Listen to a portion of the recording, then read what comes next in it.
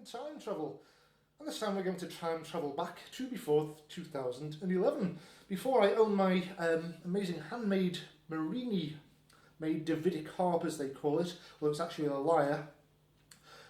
Before I owned this amazing instrument, I owned this big clunky amazing thing. This is the much more affordable version, an evocation of the biblical lyre called the Kinnor. That was the 10-string biblical lyre played by my very own, very ancient Levite ancestors in the Temple of Jerusalem. And this instrument, I'd still recommend highly for beginners, but having said that, when played and mic'd and mixed properly, this thing can sound like a cathedral organ, surprisingly enough. So just a bit about, first of all, the Mid-East ethnic instruments version of the biblical Kinnor. This is the most affordable of the evocations, the biblical lyres that are around, and I actually acquired this on eBay of all places back in 2006. The advantages, obviously it's very affordable, but the disadvantages can all be gotten around quite nicely. One of the main disadvantages I first found is that because it's a factory-made instrument, the soundboard is quite thick. So that's sadly sort of stifles the tone a bit. Without any amplification, it sounds very sort of muted. Well, this can be gotten around quite easily. If you buy just a little Lyre acoustic guitar pickup, that's what I've got on this thing, and wire it up to a guitar amplifier, for example, I've got a Vox Valvetronics guitar amplifier here, and a little bit of reverb, and maybe EQ, it can sound a bit more like this.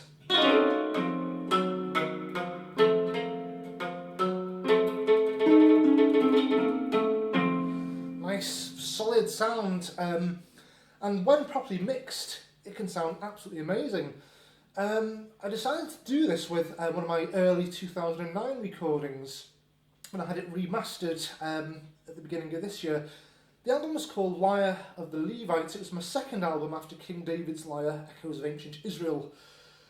But in this particular album, I was never happy with the original mix. It was a bit rough and ready, and the studio engineer at the time just put something together rather slapdash. But that's the beauty of this amazingly cheap instrument. When it's mixed properly, it sounds majestic.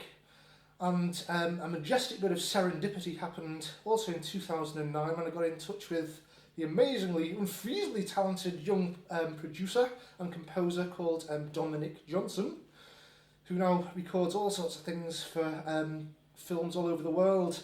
But I was delighted to hook up with this amazing young chap to sort of mix some of my albums, and he remixed my 2009 album Lyre of the Levites, and it's now reborn like a phoenix rising from the ashes of bad audio engineering, and the remastered version is now called Lyre of the Levites, Klezmer music for biblical lyre. And in this album, Dominic uses really ethereal ethereal reverbs authentically sampled from Iranian caves. Awesome. And I say in some parts the actual lyre sounds like a cathedral organ. It's all resonating around all these Middle Eastern caves. Awesome. So anyway, here's the plug. Anyway, this album is available from iTunes and Amazon. Check it out. That's Lyre of the Levites, Klezmer music for biblical lyre. But in its first incarnation, when it was called Lyre of the Levites, I had a little bit of glory back at the end of, I think it was November 2012, when BBC Radio 4 contacted me. I actually used a couple of clips from the album in the Book at Bedtime series. This was a book called The Lyre's Gospel by Naomi Alderman. And this was set in 1st century Roman-occupied Judea, about the struggle of the Jews under the evil, nasty Romans. And I said, I used two of my tracks from Lyre of the Levites. These were a little klezmer classic called Sherelle, and also Alebrider. I'm going to play for you now a version of Shirelle. It's a quite a well-known Klezmer melody, and you can hear it in all its remastered glory, as I say, on my new album, Lyre of the Levites, Klezmer Music for Biblical Lyre. And as I say, to hear it with the amazing, authentically sampled reverb from Middle Eastern caves, check it out on iTunes. Anyway, all the plugs out the way with, here comes the live performance. Enjoy.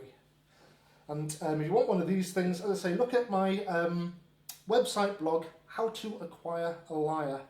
That's www.ancientlyre.com. Go to the blog section and say this is the most ideal instrument there is for learning, for actually beginning to play the lyre. There's many ways to get around, say, the problems with this. Besides, before I forget, other little glitches with the cheaper made instruments. The tuning pegs, I say, are notoriously slippy. Their recommended pitch of E at the bottom note, so I just basically tune it down a tone. That's the way around that. Or you could use some violin bow rosin on the actual friction pegs. That's another way around it. So pick one up for a very cheap price and learn the lyre. And that's, one more thing, as getting like an episode of Columbo. This just one more thing. A new blog as well. If you're interested in some material to actually learn to play the lyre, a new blog in the blog section of my website, which is sheet music for 10-string lyre, where I've meticulously handwritten some simple arrangements of some melodies in the ancient Greek modes for 10-string lyre. And you can freely download a PDF of this at the end of the blog. There's a sort of hyperlink to click on. And at the beginning of the blog, I list all the sort of ways you can improvise around the tunes with some of the lyre playing techniques I've honed since 2006. I think that's everything. At last, enjoy the music, and bye for now.